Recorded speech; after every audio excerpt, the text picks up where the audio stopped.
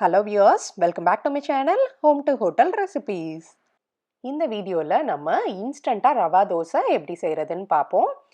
தோசை மொறுமொறுன்னு வரதுக்கான எல்லா டிப்ஸும் நான் கொடுத்துருக்கேன். வீடியோவை கடைசி வரைக்கும் பாருங்க. முதல்ல ஒரு மிக்சிங் பவுல் எடுத்துக்குவோம். இன்னைக்கு நான் மெஷர்மெண்ட்டுக்கு வீட்டில் இருக்க ஒரு டம்ளர் தான் மெஷர்மெண்ட்க்கு எடுத்துக்கிறேன். நீங்கள் மெஷரிங் கப் வச்சுருந்தீங்கன்னா அதில் 1 கப் அளவு எடுத்துக்கோங்க. ரவை வந்து இன்னைக்கு நான் பாக்கெட்டில் வாங்கின ரெடிமேட் பாக்கெட்டில் வாங்கின டபுள் ரோஸ்டட் ரவா தான் எடுத்திருக்கேன். உப்புமாக்கு வாங்குவோம்ல அது 1 கப் எடுத்துக்கிறேன். நீங்கள் வந்து நான் ரோஸ்டட் ரவை வறுக்காத ரவையும் சேர்க்கலாம் இதில். நான் இன்னைக்கு வறுத்த ரவை தான் சேர்த்துருக்கேன். 1 கப் போட்டாச்சு. அடுத்தது நம்ம எடுத்த அதே டம்ளரில் 1 டம்ளர் அரிசி மாவு. நீங்கள் வந்து எதை மெஷர்மெண்ட் எடுக்கிறீங்களோ அதுலேயே எல்லாத்தையும் மெஷர்மெண்ட் எடுங்க. அடுத்தது மைதா 1/2 கப், சீரகம் 1 டீஸ்பூன், மிளகு 1 டீஸ்பூன், காரத்துக்கு நல்லா பொடி பொடியாக நறுக்கின பச்சை மிளகா 1, தயிர் 1 டேபிள் ஸ்பூன் சேர்த்துக்குவோம். இது போடுறதுனால நமக்கு தோசை வந்து நல்லா ஒரு கோல்டன் ப்ரௌன் கலரில் வருங்க.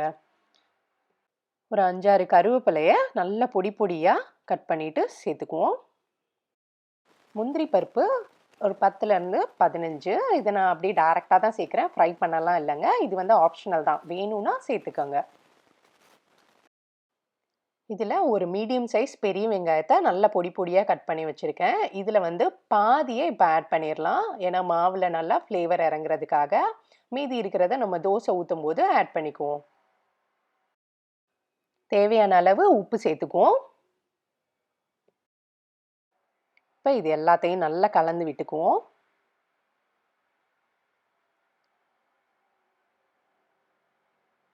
இப்போ இதை நல்லா மிக்ஸ் பண்ணதுக்கப்புறமா 4.5 கப்பு தண்ணி, நீங்கள் வந்து ரவையெல்லாம் மெஷர் பண்ணிங்கல்ல ஒரு கப்பு, அதில் 4.5 கப் தண்ணி ஊற்றணும். நான் இந்த டம்ளரில் 4.5 டம்ளர் ஊற்றிட்டேன்.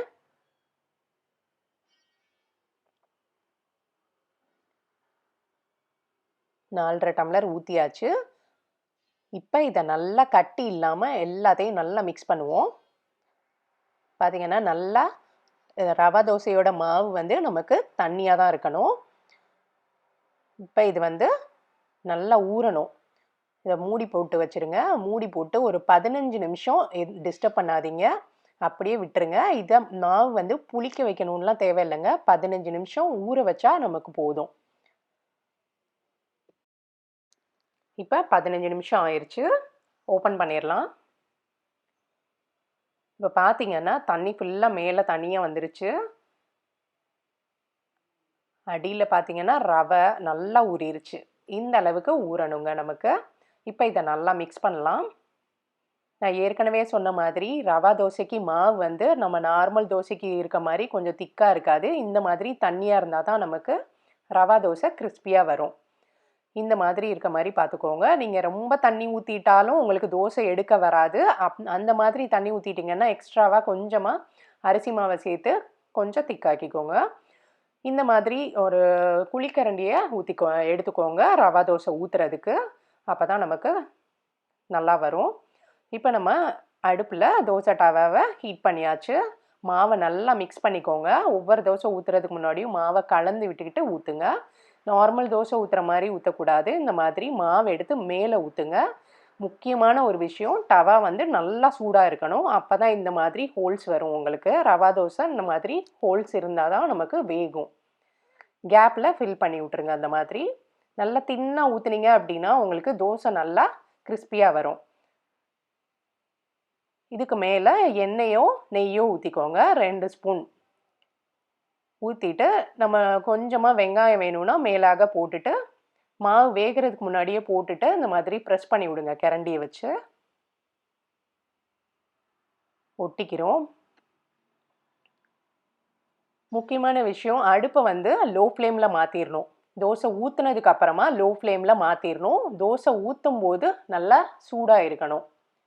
இப்போ பார்த்தீங்கன்னா கொஞ்சம் நேரம் கழித்து நல்லா அந்த ஹோல்ஸ் கிட்ட ப்ரௌன் கலரில் வந்ததுக்கப்புறமா திருப்பி போடுவோம். இப்போ திருப்பி போட்டு கொஞ்சம் நேரம் வேகட்டும். அடுப்பை வந்து லோ ஃப்ளேம்லேயே வச்சு பண்ணிங்க அப்படின்னா உங்களுக்கு நல்லா கிறிஸ்பியாக வரும் தோசை. இப்போ பாருங்கள் நல்லா வெந்துருச்சு. நமக்கு பார்க்கையிலே தெரியுது நல்லா மொறுமொறுப்பாக இருக்குது தோசை.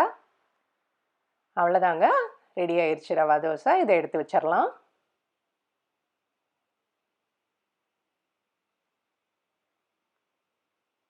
இப்போ அடுத்த தோசை ஊற்றணும். இப்போ வந்து திரும்ப டவாவை கொஞ்சம் ஹீட் பண்ணிக்கோங்க. ஹை ஃப்ளேமில் வச்சு டவா நல்லா சூடாகணும். சூடானதுக்கப்புறமா மாவை நல்லா மிக்ஸ் பண்ணிவிட்டு அதுக்கப்புறமா தோசை ஊற்றணும். இப்போ நல்லா சூடாயிருச்சு. திரும்ப அதே மாதிரி எடுத்து மேலே மாவை ஊற்றி விட்ருவோம்.